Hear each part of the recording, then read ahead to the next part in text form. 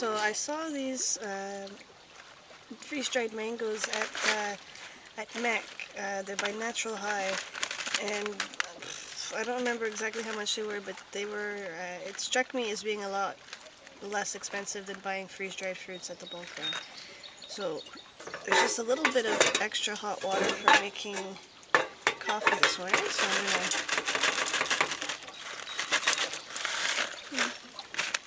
dump a bunch in there so they rehydrate, so I can put them in pancakes. The package says that you don't have to. You can just put them in granola or pancakes, or what else do they say? Just eating them like that, yogurt. But I'm not fond of the texture. It's if you like sponge toffee, you would really like these, but I don't like sponge toffee. Alright, so I'll let those sit. And I'm not too concerned about how much water, so I'll just use the water for the pancake batter. Extra flavor. So, something a little bit different for breakfast than my other videos. There's so many different kinds of just add water pancake mixes out there. So just grab your favorite one. And it's super easy. I don't even bother writing down how much water I need. I just kind of eyeball it. The thicker the batter is, the thicker your pancakes will be. The thinner the batter is, you know, the thinner your pancakes will be. I tend to like mine thinner, more towards that of a crepe. And it's so easy to like jazz these things up. Like we're putting mangoes in it today, water and all. I've done strawberries. I think later this week I'm going to try putting in chai powder for something spicy, a little bit more kick. And then you just mix it and add water and mix it until it's the thickness that you want.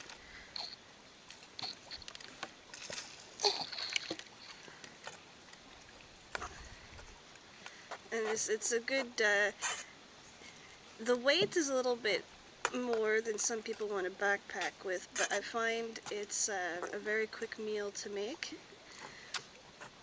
And if you're backpacking with bannock and oatmeal, the bannock weighs just as much as the pancake batter does, and it's faster to prepare.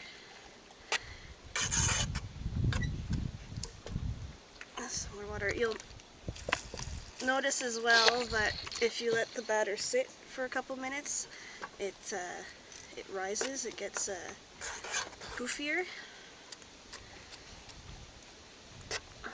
And if you're cooking your first pancake and it's, too thick or too thin, you can add more powder in or add in more water to adjust it the way you want.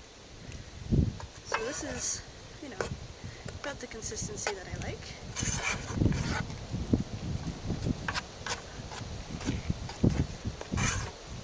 So I'm just going to let it sit a couple minutes to puff up, and then we'll start cooking them. We're ready to cook. You need butter or oil. I find butter is better. It's a little bit tricky to cook pancakes on the stove because it just works too strong. So, and the same thing if you're cooking over coals, you kind of have to be careful and move it around. So you don't want, if it's too hot, then the pancake will just burn.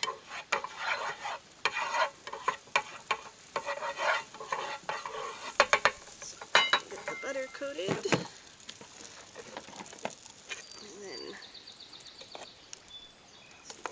Better. And you can push it around.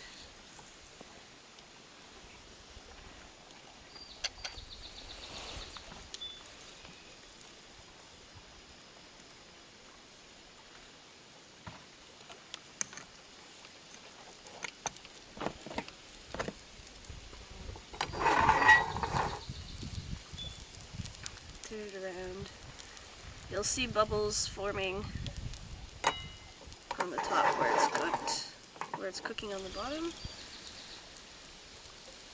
Some things make it a little bit harder, like if you put chocolate chips in the pancake batter, it becomes trickier to cook. You need to cook at an even lower heat because the chocolate has a tendency to burn.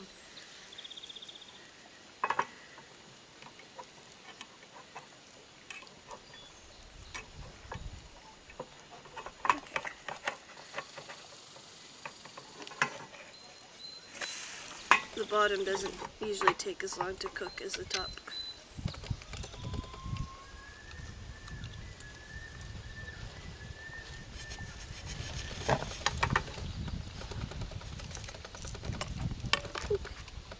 There's a pancake ready. And then you add another little pat of butter and you start all over again until they're all cooked. Try not to make your pancakes too big in the pan or you're going to have trouble cooking them. Instead of making two small ones with the last bit of batter, I just tossed it all in and it didn't cook so well. So, just put some maple syrup on there.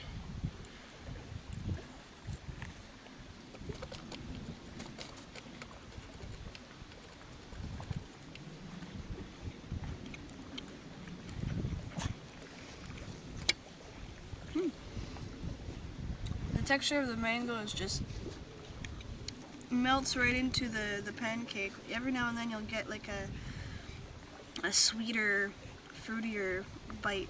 It's pretty good. Not your traditional blueberry pancakes, but really yummy.